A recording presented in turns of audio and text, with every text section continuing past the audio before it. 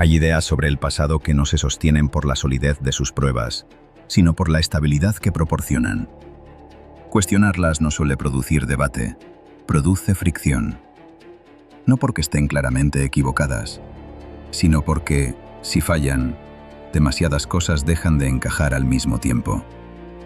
El problema no es que sean falsas, el problema es todo lo que sostienen. La civilización, se nos dice, tiene un punto de partida reconocible, un origen claro: Mesopotamia, la escritura, las primeras ciudades, la agricultura intensiva, la administración.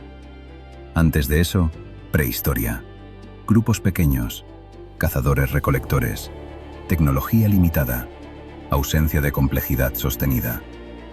El relato es coherente, funciona, permite ordenar restos fragmentarios en una secuencia progresiva, de lo simple a lo complejo. No es un relato absurdo, es un marco operativo, y precisamente por eso resulta tan difícil de cuestionar. Ese marco descansa sobre una suposición que rara vez se formula explícitamente: que el conocimiento humano, una vez adquirido, puede degradarse, fragmentarse, ralentizarse, pero no desaparecer por completo. La historia documentada no siempre confirma esa confianza, y cuando no lo hace, tendemos a mirar hacia otro lado. Sabemos algo con bastante certeza: las civilizaciones complejas no colapsan solo por invasiones externas. Colapsan cuando la red que las sostiene deja de ser viable. El final de la Edad del Bronce no fue un evento puntual, fue un fallo sistémico. Redes comerciales interdependientes, especialización extrema, economía sin margen de error. Cuando una parte falló, las demás no pudieron compensarlo. Roma tampoco desapareció de golpe. Tras su fragmentación, muchas capacidades técnicas dejaron de comprenderse. No porque se olvidaran, sino porque dejaron de poder reproducirse. Ingeniería sin ingenieros, infraestructura sin mantenimiento, conocimiento sin contexto operativo. Las personas siguieron ahí, la complejidad no. Aquí ocurre algo importante: la continuidad biológica no garantiza continuidad cultural. Si sociedades avanzadas, bien documentadas, con escritura, administración y memoria histórica, pueden fragmentarse hasta perder capacidades fundamentales, ¿por qué damos por hecho que algo así no pudo haber ocurrido antes de la historia escrita? No se trata de negar el modelo aceptado, se trata de reconocer su límite. Describe solo lo que ha sobrevivido, y confunde con demasiada facilidad registro conservado con totalidad del pasado. El modelo no miente, pero calla más de lo que dice. Hace unos 12.900 años, cuando el planeta salía de la última glaciación, el clima se detuvo, o peor, retrocedió. Este episodio se conoce como el Drías reciente, un retorno abrupto a condiciones casi glaciares en pleno proceso de calentamiento. Temperaturas desplomándose en décadas, cambios drásticos en las lluvias, colapso de ecosistemas, extinción de megafauna. No fue local, fue global. Lo sabemos por núcleos de hielo, sedimentos marinos, registros polínicos. Lo que no sabemos es qué lo causó con certeza: corrientes oceánicas alteradas, deshielos masivos, vulcanismo, impactos celestes. Ninguna explicación ha cerrado el debate.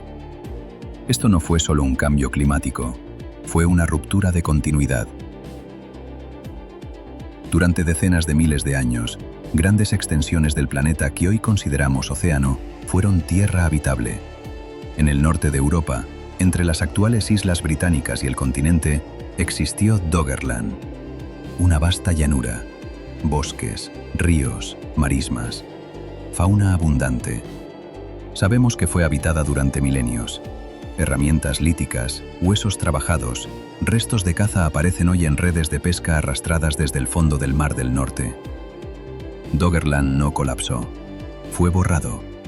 El aumento progresivo del nivel del mar redujo el territorio generación tras generación. Y finalmente, un evento catastrófico, el tsunami de Estorega, terminó de sellar su desaparición. No quedaron ciudades monumentales, no quedaron muros de piedra. Un mundo humano completo simplemente dejó de existir. En el sudeste asiático, el proceso fue aún mayor. Durante la glaciación, las actuales islas de Indonesia, Malasia y el sudeste continental formaban un solo bloque terrestre, Sundaland. Un territorio inmenso, ríos colosales, costas fértiles, poblaciones humanas durante decenas de miles de años. Cuando el hielo se derritió, Sundaland no fue erosionado, fue sumergido. El mapa del mundo cambió demasiado rápido como para conservar la continuidad cultural previa. Aquí aparece una idea incómoda. No todo pasado deja ruinas. En este contexto, Göbekli Tepe no aparece como una rareza aislada, aparece como una fricción directa con el modelo. Su descubrimiento fue tardío. En los años 60, el yacimiento fue catalogado como una colina artificial sin interés arqueológico. No fue hasta los años 90 cuando Klaus Schmidt, trabajando en la región, reexaminó el lugar. Lo que parecía un montículo natural ocultaba pilares megalíticos tallados con precisión. El contexto arqueológico era desconcertante. No había cerámica, no había agricultura establecida, no había aldeas permanentes asociadas y, aún así, arquitectura monumental.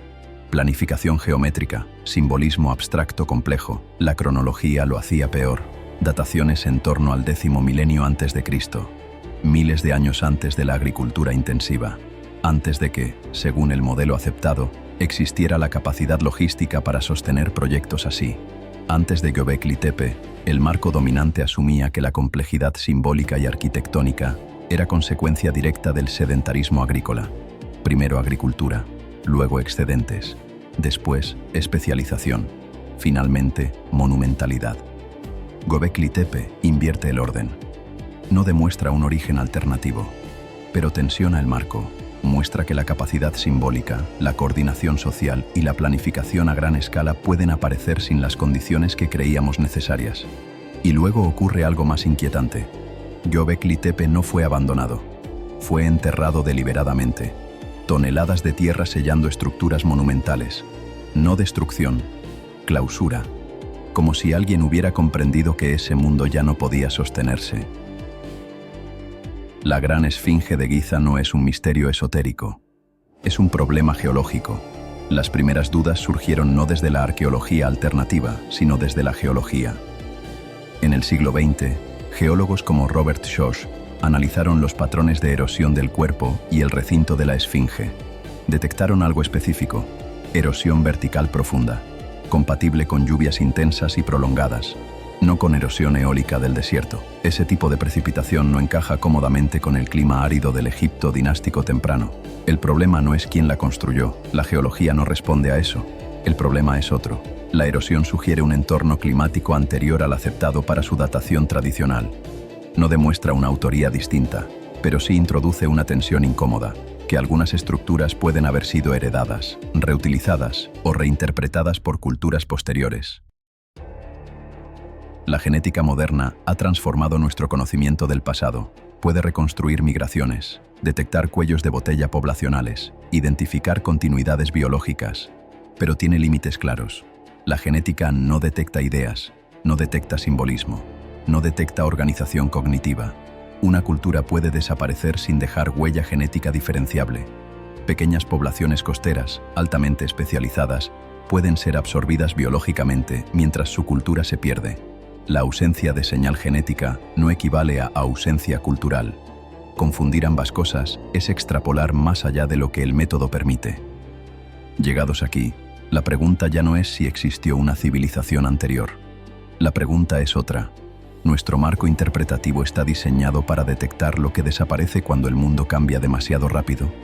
Favorece piedra, favorece monumentalidad, favorece continuidad, penaliza lo efímero, lo costero, lo cognitivamente complejo pero materialmente ligero. Tal vez la historia humana no sea una escalera, tal vez sea una serie de intentos interrumpidos por traumas que no recordamos. Y quizá parte de nuestro pasado no esté enterrado bajo tierra, sino fuera de nuestro marco interpretativo. O quién sabe, quizás bajo el mar. Muchas gracias por llegar hasta aquí. Si os ha gustado el vídeo podéis suscribiros.